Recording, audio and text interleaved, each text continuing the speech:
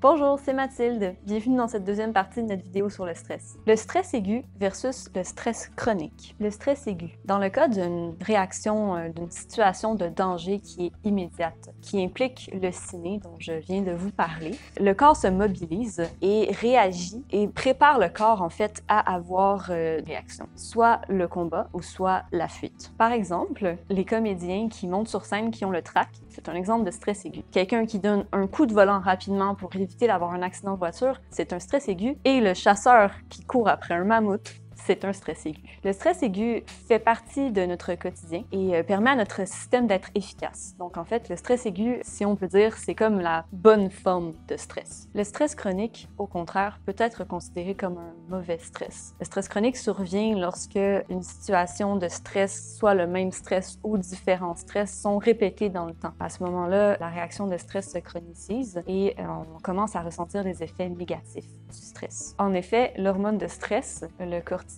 peut affecter à long terme les systèmes corporels et causer des effets négatifs sur notre fonctionnement. Le stress et le vieillissement. Le stress chronique peut être un facteur qui peut accélérer le vieillissement de notre organisme. En effet, certains chercheurs ont trouvé que le stress chronique peut affecter la reproduction de nos cellules en dégradant une partie de la cellule qui s'appelle le télomère. Le télomère, c'est comme un petit bouchon qui permet de maintenir la forme des chromosomes.